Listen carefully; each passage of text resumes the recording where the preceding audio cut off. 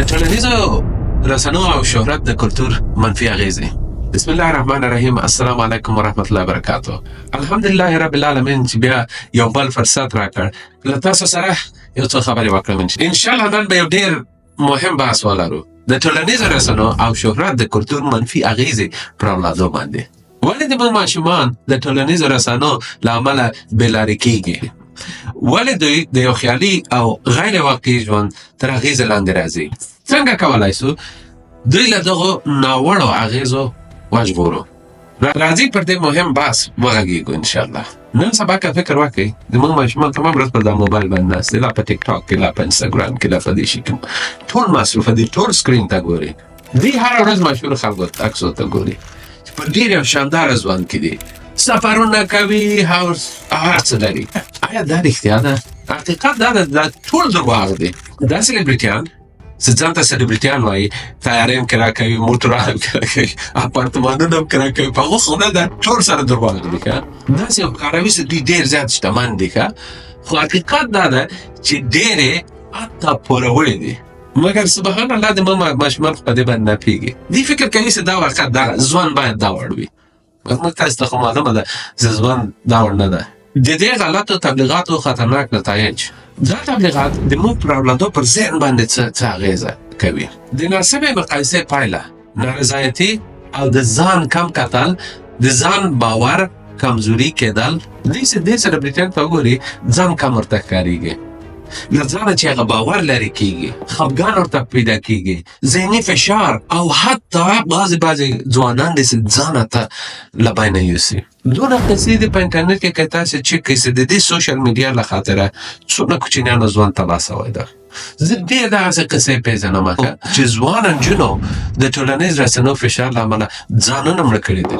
څوک دا غلط باورونه او ارزښتونه زموږ د کوچنیانو ذهن ته اچوي؟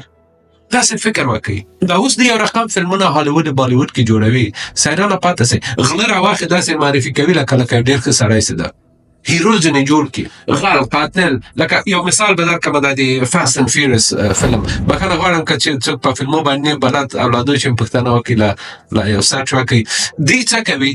دوی مثلا دغه بچې فلم ده د غل ده، موټران غلا کوي. دوی داسې کاروي چې والا دا خو ډېر ښه سړی ده، هیز ا هیرو. نو سبحان الله دا یو کوچنی وینم موږ تاسې خو پوهېږو چې دا غلط ده، دا سم ده. مګر یو ماشوم چې دې ته وګوري، یو کوچنی ځوان چې دې ته وګوري، د هغو خو دغونه فکر کار نه کوي. هغه هم سبا دغسې یو کار ته لاس اچوي چې هغه خپل هیرو یې لیدلی ده، وایي داتس فاین، صحیح ده، د زه هم کوم دې هم کوي. غلط اتلان چې دوی کوشش کوي چې د دې تقلید وکړي. کله چې موږ کوچني وو موږ د چا تقلید کوو؟ موږ د اسلام د قهرمانانو او اتلانو قصې به ما اورېدلې. خو اوس څه پېښ زما والا په یاد د کوچنیو ایمانه د خدای وبخښي الله سبحانه وتعالی د جنت الفردوس په نصیب کړي، له ټولو سره سورغلی ده انشاءالله. په خدای قصې به راته کولې، سم صحیح هیروز وو، سم صحیح خلک وو. مګر اوس سبحان الله ورته ګوره اوس داسې یو حالت راغلی ده چې بیخي سړی حیرانه پاته سي. اوسنۍ رسنۍ ماشومان د چا سره اشنا کوي؟ له غله سره، له قاتلانو سره او مجرمینو سره، چې د اتلانو او د قهرمانانو په جامه کې په فلمو کې ښکاروي. غلط اخلاقي ژوند ته وده ورکوي. ماشومان د مادي ژوند پسې ځغلوي. سبحان الله موږ چې کوچني وو دا که په پیسو پوهېدو دا پیسې له کومه کې پیسې څه شی دي؟ اوس ورته وګوره د دې لاسو کالو یې د سي I want to open a business، غواړم بزنس وکړم. سبحان الله وخت دې لا چیرې دا ټول هغه فشار ده چې دغه رسنۍ د موږ پر ماشومانو پر ذهن باندې اچوي او موږ له ځان هم نه یو خبر. زه خو هغه د ټي وي ته ګوري، خیر ده، ټي وي ته خو ګوري، څه شي ته ګوري، څه زده کوي. یعنې یو 2 دقیقې داسې چرت وایي یو کوچنی ماشوم چې د 12 15 کاله حتی د ځوان د 18 حتی د 24 کاله په پوسي له دې خاطر هغه فزیکلي د دې مایند لا نه ده کمپلیټ نه ده. نو دا د غلو ته په تلویزیون کې وګورو، په فلمو کې وګورو، نو چې به ځینې جوړ سي چې هغو ته موږ سم کښېننو چې هغه خپل اصول او د موږ ارزښتونه او د موږ عقاید چې دي هغه ور زده نه کړو. لکه په مخکې ویډیو کې ما ویلي دي په 2 شیانو باندې موږ تاسې رسول الله صلی الله علیه وسلم راته ویلي، قرآن او سنت، او په انګلیسي کې هغو ته وایي بلیف اینډ ولیو سیستم. ولیو له کلتور او له حدیث چې موږ تاسې اخو الحمدلله او بلیف هم الحمدلله قرآن عظیم دی. یو ماشوم چې 12 یا 15 کلن دی لا د تشخیص سمه وړتیا نه لري دا څنګه کوای سي چې حق او باطل سره بیل کړي؟ تاسو په خپله فکر وکړئ. د مور او د پلار مسؤلیت څه دی؟ د والدینو دوه مهمه دندې دي: ماشومان له ارزښتو او عقایدو او اخلاقو سره اشنا کول، د دوی باور سیستم پیاوړی کول. که موږ خپل اولادونو ته سمه لاره ورزده نه کړو، څوک به یې ورزده کوي؟ که موږ وخت خپلو اولادو ته ور نه کړو، څوک به ورکوي؟ خو بیا هماغه اجتماعي رسنۍ دي څه دی به ورته ګوري. نو هر چا سې تربیه ورکړه، بیا سبا که اولاد دې کوم څوک بیا ګیله مه کړه چې ولې ما اولاد ولې دا وړ شو. نو فلهذا ډېر زیات مهمه ده چې دې نقطې ته سړی پام وکړي. انشاءالله تعالی او خپل اولاد داسې تربیه کړي. اولاد خو تاسو ته معلومه ده لکه ونه ده ورده، دا ونه چې ته که غم ور ونه خورې، دا ونه خو کجه راځي. دغسې به دې لاس ورسره نیولی وي، دغسې به سلو سلو پورته کوې، او پر دې په خیر سره ځوانان شي او خپل ژوند ته په خپل ژوند پیل وکړي انشاءالله تعالی. د مور و پلار وظیفه خو په ټول ژوند نه خلاصېږي. دا خو اوس تا درته وایم الحمدلله 15 اولاده دي، دا وظیفه هېڅ وخت نه خلاصېږي. خو بیا هم تر یوې حصې پورې سړی هغه ټرانسفر او مسؤلیت ورکوي. څنګه که مسؤلیت ورزیاتوي تر اوس دې پر خپلو پښو باندې ودرېږي. څنګه کوای سو چې د دوی ذهنونه وژغورو؟ هغه باید هغه رښتیني اتلانو سره اشنا کړو. خالد بن ولید، صلاح الدین ایوبي او نور اسلامي اتلان او زموږ د وطن اتلان الحمدلله. خپل اتلان هم کم دي، زموږ راځو نورو ته ګورو. سبحان الله، موږ تاسې الحمدلله داسې یو تاریخ پاته داسې تر ننه پورې دنیا لرزولی ده. مګر متاسفانه هر چیرې د امریکا لاس ولګېد هغه ملک ډېر زر خرابېږي. خو افغانستان بیا هم وژغورل شو الحمدلله. اوس باید موږ تاسې مسؤلیت داسې د خپل اولادونه خپل فامیل سم وساتو انشاءالله تعالی. هغه دغه نه ده پر صراط المستقیم باندې وساتو انشاءالله د الله عز وجل په قدرت سره.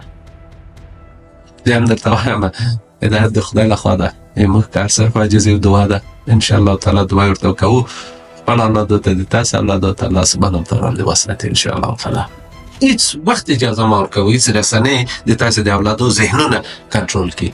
هغو ته وښایي چې اصلي ارزښتونه ایمان، علم او عدالت ده، نه مادي ژوند. زه دا نه وایم چې دا ټولې رسنۍ خرابې دي، ټکنالوژي نه ده خرابه. موږ از طریقه چې موږ استفاده ځینې کوو هغو سره باید پام ونیسو. موږ تاسې باید ټکنالوژي یوز کړو چې خپل علم زیات کړو، خپل دانش زیات کړو، خپل بزنس مخکې بوځو. دا موږ کاروبار چې د څه رقم موږ کولی شو چې له ټکنالوژي کار واخلو چې کار هم مخې ته ولاړ شي.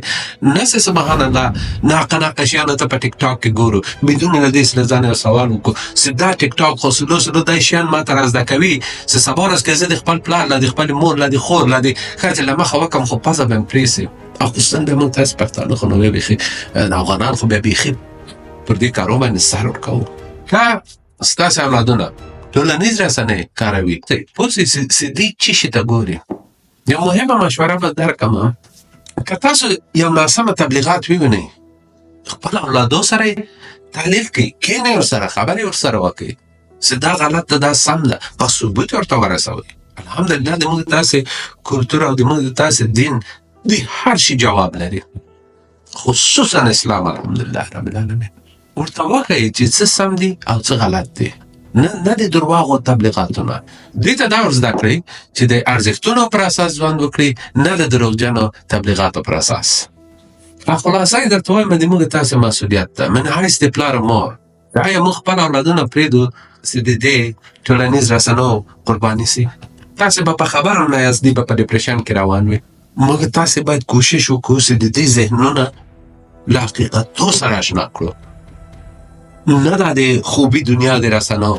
که موږ د خپلو ماشومانو ښوونه ونه کړو نو بیا باید د دې شکایت هم ونه کړو.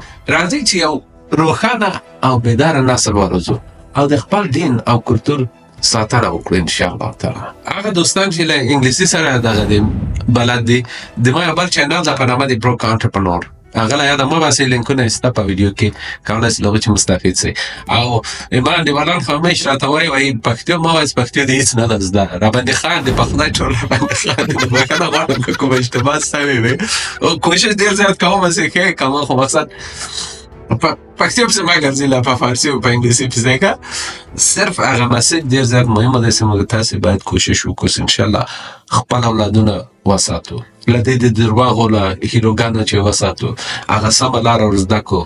انشاءالله تعالی سبا ورځ د موږ هم سر په جګ وي او د موږ تاسې د افغانستان هم سر په جګ وي او د اسلام مهمتر تر ټولو د اسلام سر په جګ وي انشاءالله تعالی. نور ماتې وخت نه نیسمه، تر بلې ویډیو پورې انشاءالله تعالی خپل ایمان او ارزښتونه خیال وساتئ، خپل فامیل انشاءالله تعالی.